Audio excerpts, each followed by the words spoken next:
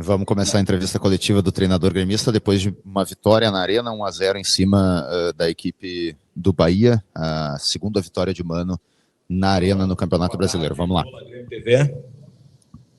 Tamanho dessa vitória, a importância dessa vitória e daqui a construção, porque tem Copa Sul-Americana, tem o Juventude. O que você imagina agora até essa parada para o Mundial de Clubes? E semana passada, com o Lobo, na coletiva, abordei com ele a questão também da arbitragem. Porque parece que é proibido o clube, como instituição, o Grêmio, falar de arbitragem. E é claro que a gente tem que falar de futebol, é claro que a gente tem que saber por que perdeu, por que ganhou, mas a arbitragem, ela tem sido pauta nos últimos dias. Queria uma avaliação também tua desse combo aí. Bom, boa tarde a todos. Achei que o jogo se desenvolveu dentro do grau de dificuldade que imaginávamos nós. Estamos enfrentando aí uma das equipes de melhor desempenho no Brasil aí nesse semestre, já uma afirmação de trabalho de 2, 3 anos, né? Com um time que toca muito bem a bola. Então, imaginávamos um jogo com um grau de dificuldade, talvez tenha sido um pouco mais do que esperávamos, porque nossa primeira do que o adversário, uma chegada na frente com um pouco mais de lucidez. Então, tivemos disputa, tivemos doação, tivemos entrega, que é o que o momento exige muito, e a gente trabalha isso desde o primeiro dia que chegou aqui e bateu nessa tecla. Hoje a gente chega no número de jogo de ter ganho 50 contra 30 os duelos, a primeira vez que conseguimos estabelecer uma superioridade desse tamanho.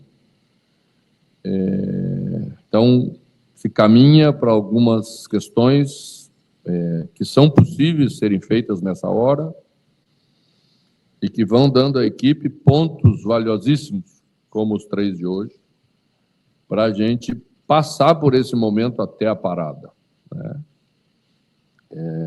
Então, estamos vendo dessa forma. A Sul-Americana é um jogo quase que gratuito, né? Em termos de classificação, porque vai mudar só você ser o melhor segundo melhor segundo, isso interfere no cruzamento. Mas como não podemos interferir lá no terceiro que vem da Libertadores, não tem muito valor, tá? Agora, no Juventude, sim. Estamos aí próximos. Hoje, agora, nesse momento, subimos para 12º, mas a pontuação é muito, muito próxima. Então, temos que valorizar tudo, estar preparado para jogos como esse, entregar tudo que podemos entregar de espírito de luta da equipe e competição,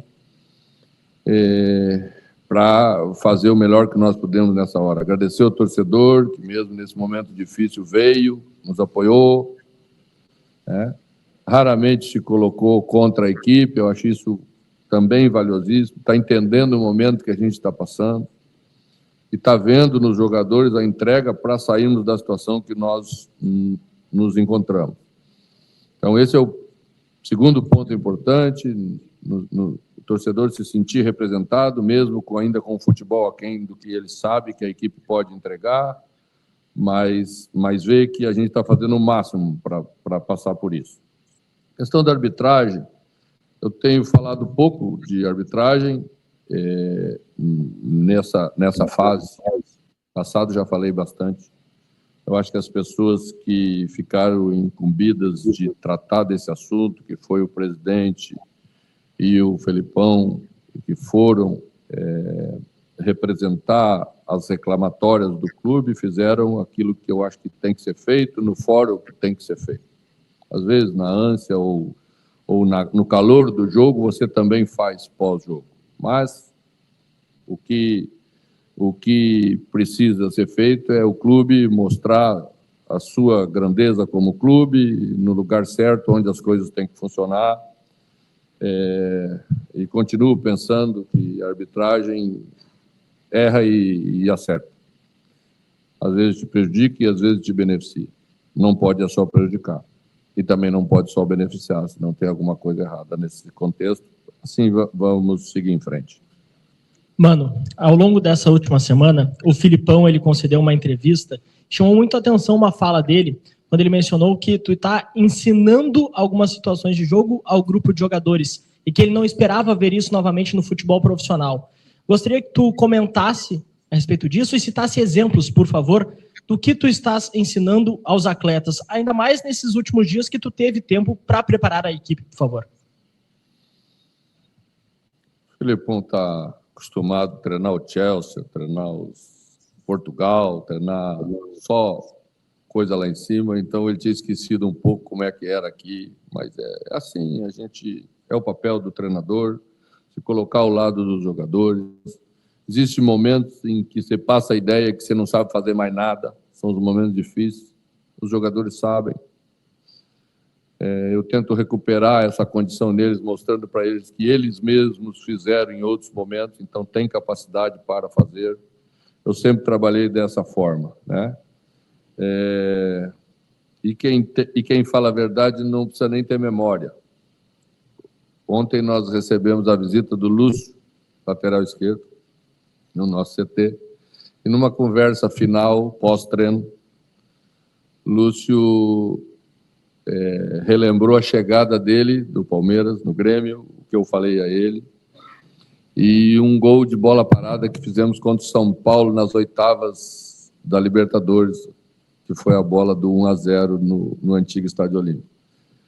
E Marlon estava chegando para ouvir a conversa e, surpreso, viu que há 20 anos atrás falei para Lúcio a mesma coisa que estava falando para ele no campo de treinamento. É isso que funciona, é isso que faz a diferença, e vamos continuar trabalhando assim, com o objetivo de melhorar. Eu tenho certeza que eles vão melhorar, porque têm se dedicado muito, são muito sérios, são muito corretos em termos de profissionalismo, e esse é o único caminho que temos que percorrer para sair da situação que estamos. Tudo bem, mano. Boa tarde.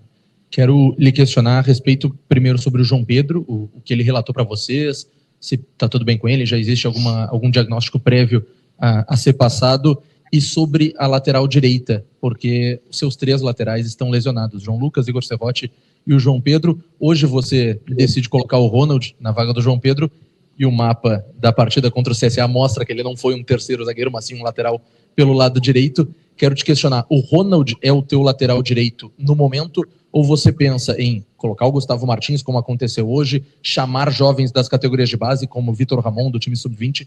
Qual a tua ideia, agora que tu não tem, de fato, jogadores da função na lateral direita?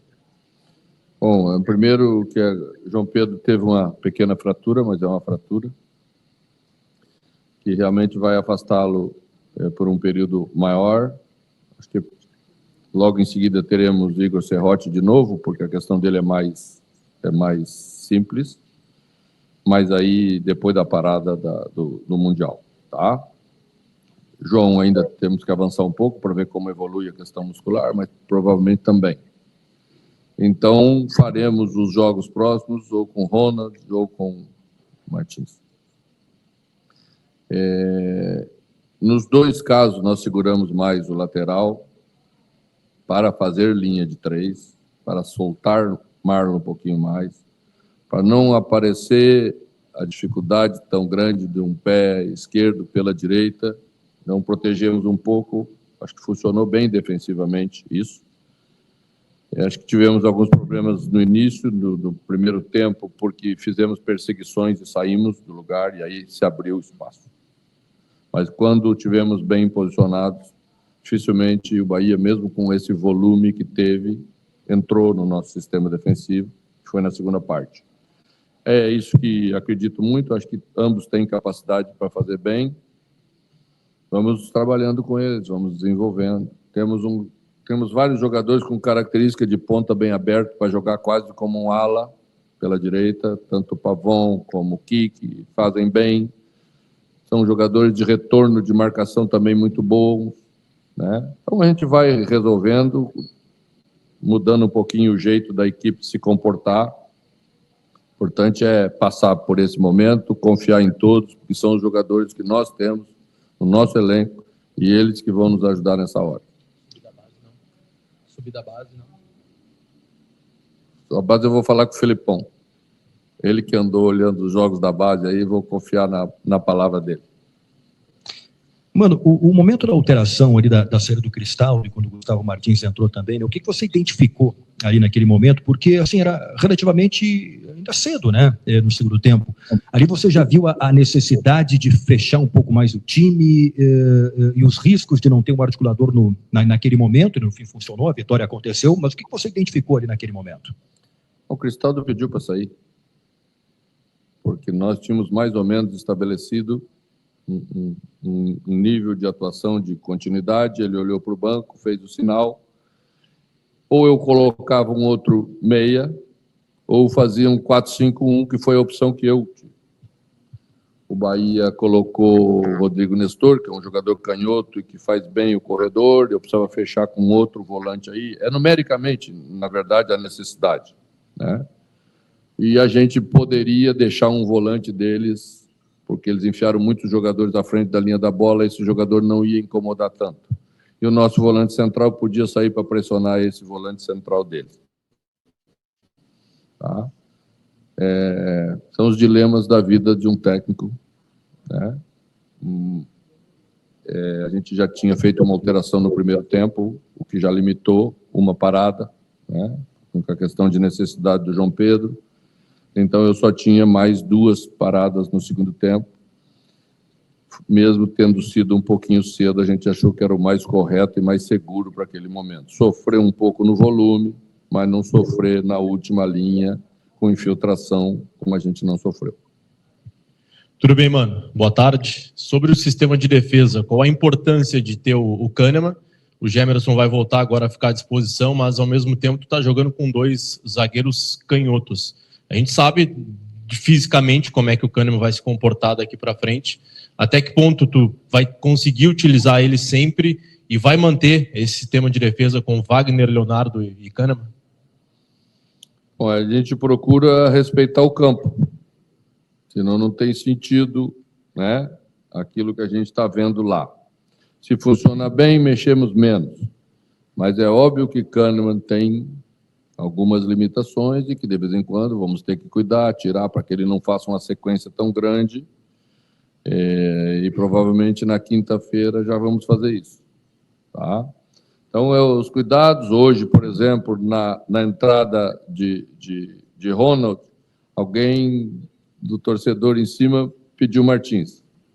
Mas era muito cedo e a gente não tinha ainda parâmetro para saber se Martins poderia fazer tantos minutos.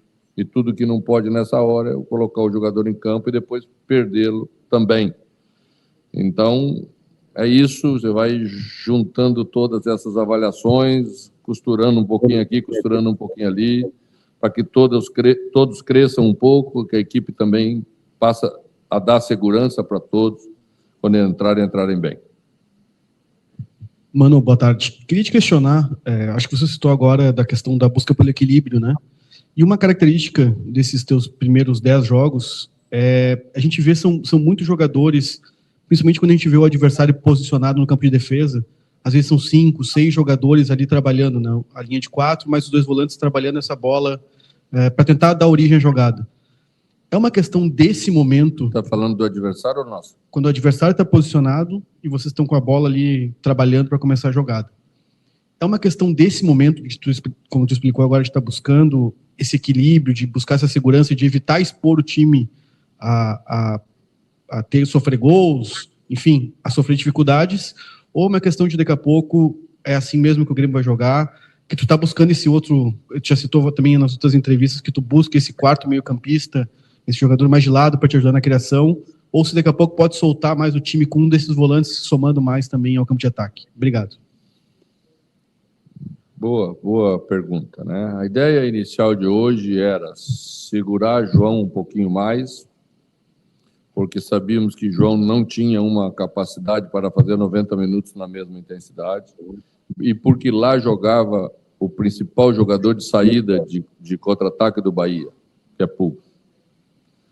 Então, ao segurar João, naturalmente poderíamos empurrar um pouquinho mais Marlon. Mas havia uma necessidade, para isso funcionar bem, que a Muzu viesse mais para dentro do campo na hora da construção da jogada. Não funcionou tão bem.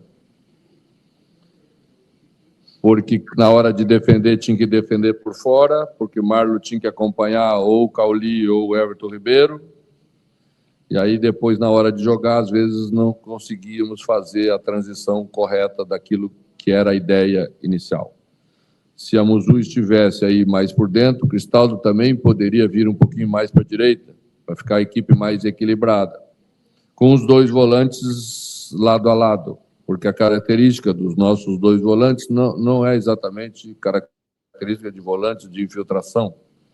E o fato deles estarem lado a lado dá uma segurança para a equipe na disputa dessa bola que falamos antes, que a equipe sempre perdia. Começou a ganhar porque os dois volantes estão lado a lado, bem posicionados. Sempre se ganha umas coisas e sempre se perde algumas coisas. Acho que na primeira parte do jogo a gente ficou com muitos jogadores por trás do bloco do Bahia. Foi uma tentativa de correção que fizemos no intervalo. Ao invés de nós empurrarmos Vila Sante para meia, nós tentamos já empurrar a Ronald um pouquinho mais, segurando os dois volantes, né? E voltamos no segundo tempo um pouco melhor do que terminamos o primeiro. Fizemos o gol cedo, que foi o gol da penalidade máxima. Isso criou de novo uma situação também que o Bahia ia passar a arriscar mais e nós íamos ficar com menos posse. Então, vi o jogo dessa maneira. Mas claro que o caminho é melhorar. Claro que o caminho é jogar mais com a bola. Claro que o caminho é criar mais. Achei assim que nas avaliações que fizemos até aqui, o time precisa ser mais trabalhado para os meias receberem a bola entre linhas do adversário. Como talvez essa não fosse a ideia, e o time acabou optando por jogar até com Edenilson no tripé, você sabe disso, essa foi a ideia anterior, né? Para dar talvez um pouco mais de consistência ao meio campo, para usar os pontas que eram os jogadores mais agudos do time, tá? Mas Cristaldo não joga no tripé. Eu não posso pedir para Cristaldo vir no tripé. Eu vou matar ele, eu não vou tirar o melhor dele. Então, para Cristaldo, eu tenho que colocar mais à frente. E para colocar o meia mais à frente, não tem jeito.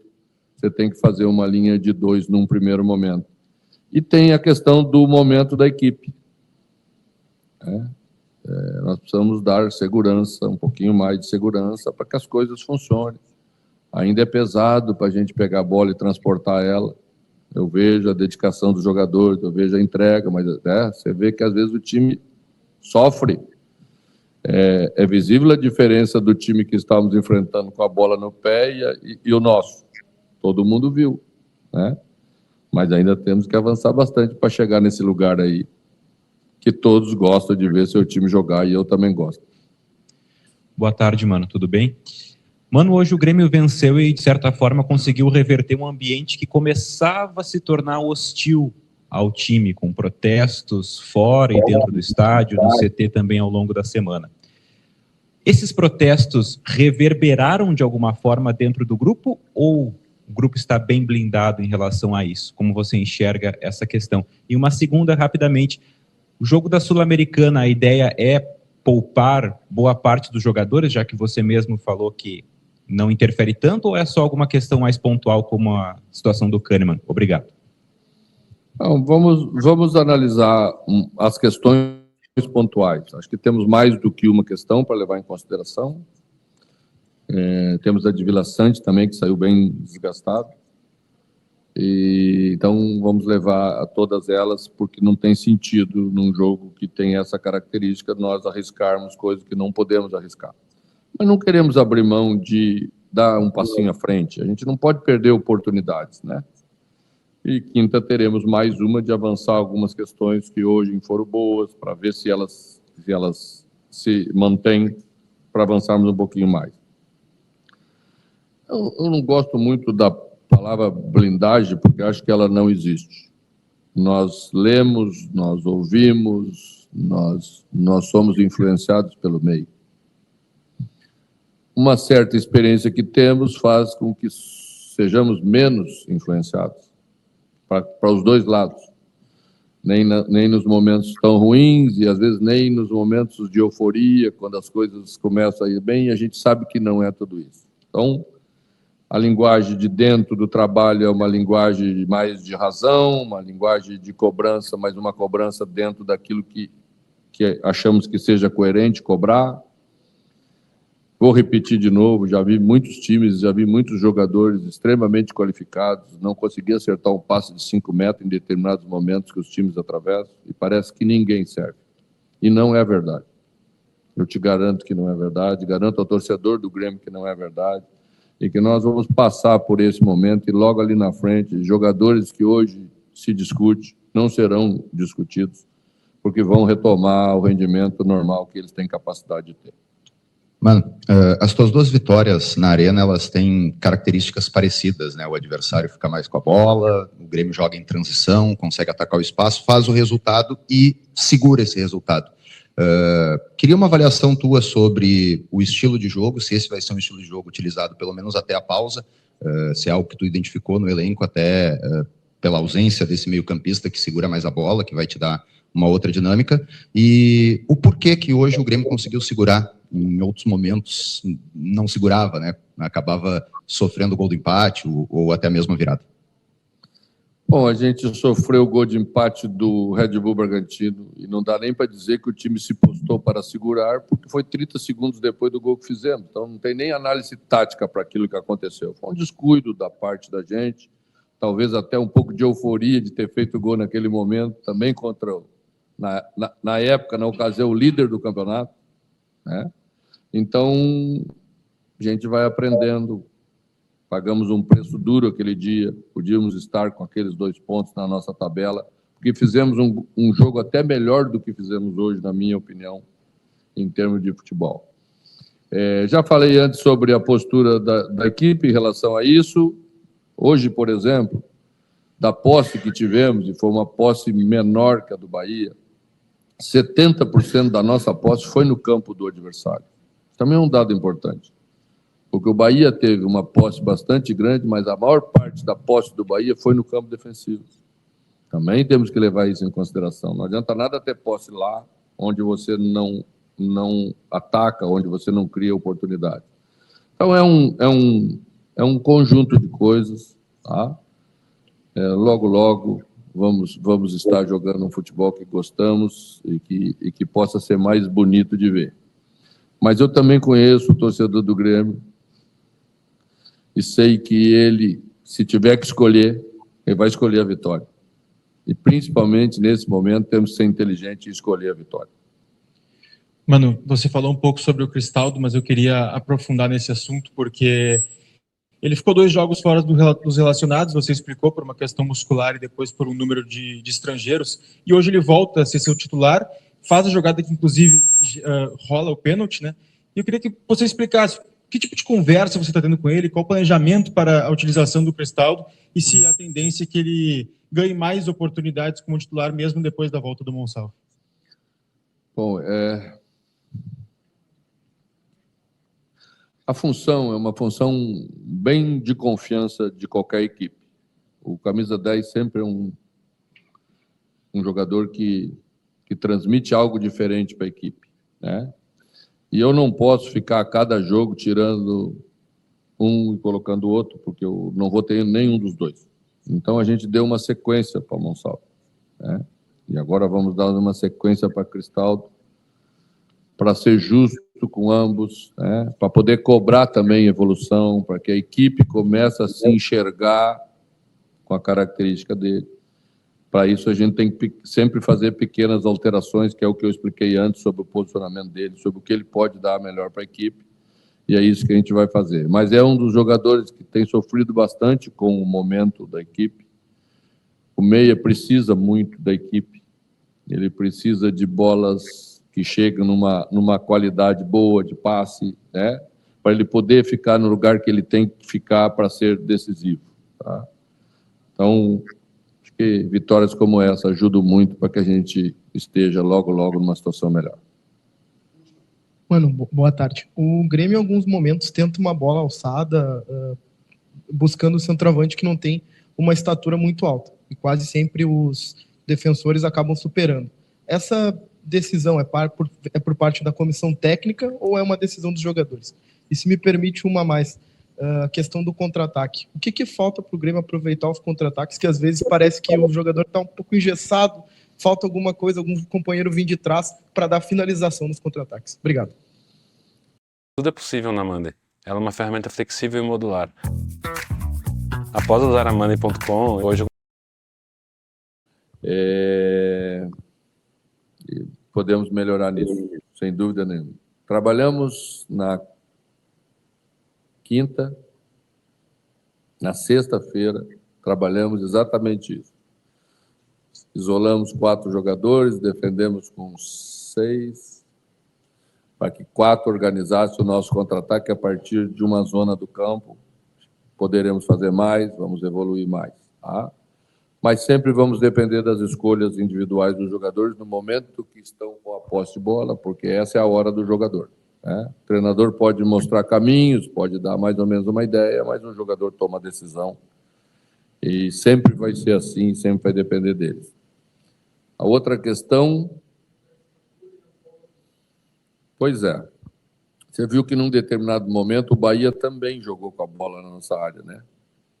Talvez não era a melhor escolha que eles queriam fazer, nem é muito a característica do time deles, mas se obrigou a fazer. Às vezes nos obrigamos também porque não estamos conseguindo de outra maneira. Mas hoje ganhamos muitas segundas bolas. Você não precisa ganhar só a primeira, você jogar ela com mais inteligência e os seus extremos se aproximarem mais, no caso de Bright White, e não correr para o fundo, mas correr para o jogador que está disputando a bola, você ganha mais segundas bolas. E hoje ganhamos, olha, mais ou menos umas 5, 6 segundas bolas de muito valor e poderíamos, daí sim, encaixar esse contra-ataque com mais qualidade que tu te referiste aí. Eu acho que o caminho... Bright não é grande, mas é lutador. Arezzo não é grande, mas é lutador, disputa a bola. E estava disputando contra 2 zagueiros de 1,90 m e poucos, né? E mesmo assim a gente levou vantagem em alguma das situações. Não é o ideal, mas às vezes você precisa fazer. Estávamos olhando quando preparamos o jogo do Bahia contra o Atlético Nacional. E é um time extremamente técnico que jogou com bolas longas. E jogou com bolas longas porque achou que era o melhor caminho. E ganhou o jogo numa bola longa chutada pelo seu goleiro. Então, eu não tenho nenhuma preferência pelo jeito de ganhar. Se a gente fizer bem feito, aquilo que a gente escolheu para fazer, é o que eu fico feliz como treinador.